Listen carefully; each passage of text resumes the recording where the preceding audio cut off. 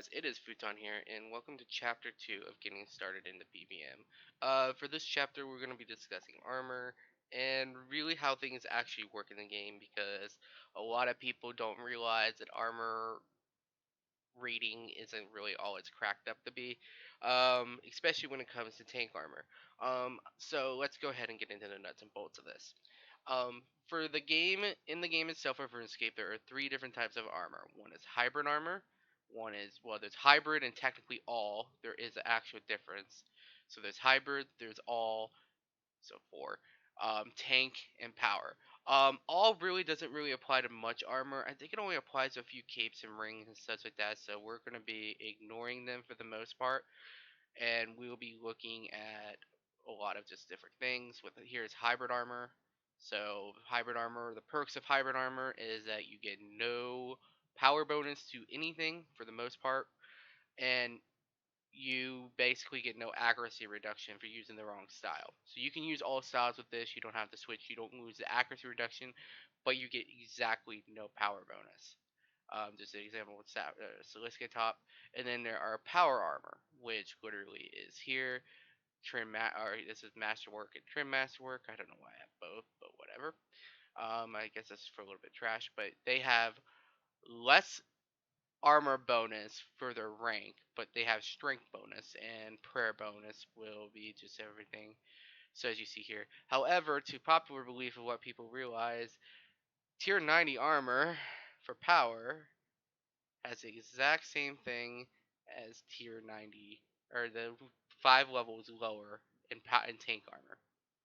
So I hope you realize that 479 armor to 479 armor.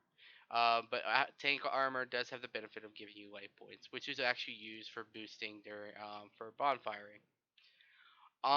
But besides that, in generally all scenarios of the game, armor value on certain specs and stuff like that that's not auto attacks is completely and utterly ignored the armor rating. So armor rating really isn't that big of a deal at a lot of bosses, and the fact of the matter is that you really want to be killing things faster, not necessarily being able to tank longer hits, because the longer you're in a fight, the more food you use in the first place. So for all relative purposes, tank armor is in fact in RuneScape utterly useless. If it's all you can get, fair enough.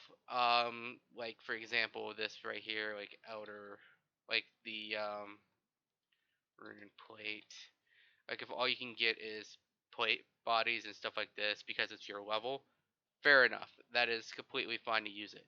Like, these aren't absolutely terribly god awful to use. They do provide some defense, but in the scheme of things, this is not something you need to be doing. And that's why I'm kind of making this video on armor by itself, is to explain that tank armor is very, very, very bad. Except for Acto in very few cases. Very few. In fact, I don't know any cases in the game now besides Solo Solak where Acto is actually physically required. So, with that being said, let's get on to the bolts. So, with that being known, what should be your entry level armor? And that is plain and simple. There are two real options to use, and first off, what you would want to take a look at is, for all styles, Fremnik upgrade kits. So basically, this could be used to upgrade the Fremnik equipment, skeletal, spine, and rock shell to a higher tier. And just to make sure I have my money or my brain correctly working, I'm going to double check what tier this is. These upgrades to, I should have already done this, pre-done this, but I just thought of this armor like literally 5 minutes ago. Yeah, it increases a tier by 15 levels, so it will increase it to tier 65. So if you're wanting something cheap, you buy one equipment patch for every piece. Now, note, these do degrade to dust, but they're incredibly cheap. And I'm going to say that incredibly. It's probably like 100k per piece of armor. This is something you could do to literally get into PvM and just go. It's tier 65 power armor. However, if you want something a little more permanent, and note, this armor is not augmentable. That's another thing, it's not augmentable. So if you want something a little bit more augmentable, and you'd probably want to sit for Bandos for melee. As a note, this will work fine for Slayer. You could literally do all the Slayer tasks with Bandos. Um, subjugation, uh, rope set.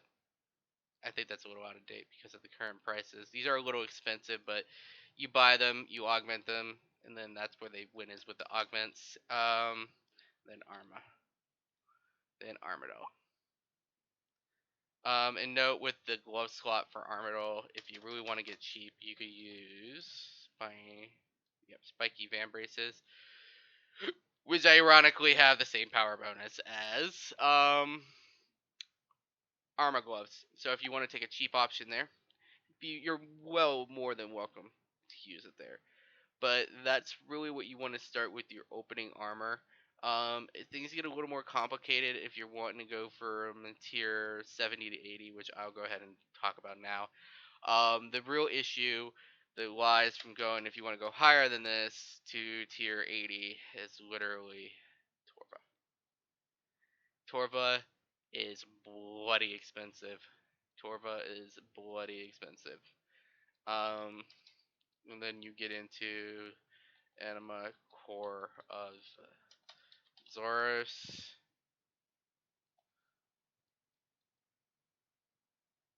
Oh yeah, you gotta go to the bodies. And these are relative decent price. So what they're 80 38 mil each. And then for melee, you just get into this. Don't even bother with if I'm right about this. Master plate. Yeah. You go straight to tier 90 with melee. So for melee, you definitely want to start with bandos and just stay until you get to tier 90 defense and switch immediately to masterwork because it is so expensive to get the tier 80 because of the fact that they break down for perks and upgrading the tier 90 to 92 that they are so expensive. So that's with melee. And again, God Wars 1 is good. It will do you for everything. But if you want to get something more, masterwork, plate body, legs and helmet, everything. As for a secondary up for range, you definitely want to go with Pernix, especially if you're augmenting because it does give you more prayer bonus.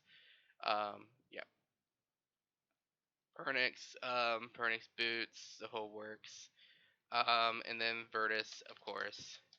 Virtus and Saren, I think, are very interchangeable, but I highly suggest if you're going to augment to get Virtus and Pernix. If you are not going to augment, you want Anima Core, and you want Zamorak for range, and then you want um, Saren for legs. They're about the same price, but one degrades and one doesn't. But if you augment them both, they both degrade. So you want next sets in order to get the prayer bonus. And note, Masterwork I think has it anyway. The prayer bonus, yes, it does.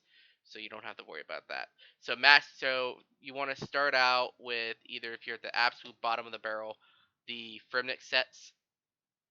If you're a little bit above that and want to augment stuff, you want to use God Wars 1 if you're at the bottom of the barrel here.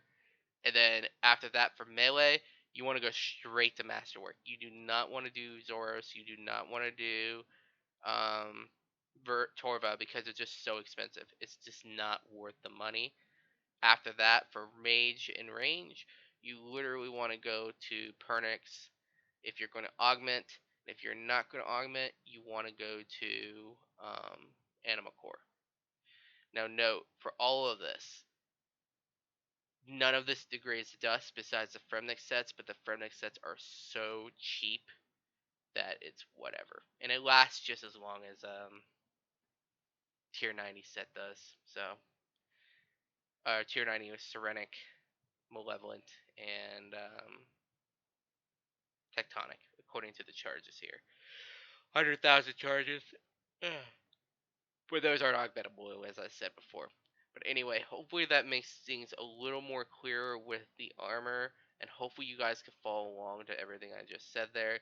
If you guys got any further questions about opening, starting armors, and what you should do for the first two tiers of it, If you're starting out in PVMing, please do not use Tectonic. Please do not use Serenic. It's just so expensive, especially considering if we're going in the realm of these chapters one by one. We're only on the second chapter here. We still are using tier 80 to 90 or tier 85 or so weapons. Please just make sure that you are using any of the three tiers of each style I said. Again, Fremnik, God Wars 1, for melee, Masterwork, otherwise Virtus and Pernix. Hopefully you guys get that. And once we're done with that, we're going to be discussing tier 90s next. And the order in which you should get them and oh no, I'm not sorry. We're either going to be discussing tier 90s and the order you should get them, or we're going to be discussing basic perks, which I think perks is probably going to be next. So chapter 3 will probably be perks, and I got some really interesting things for you guys that is really budget, but really pulls a little bit bigger bang for the buck than what's in the Discord. So hopefully this will be helpful for you, and I will see you guys for the next one.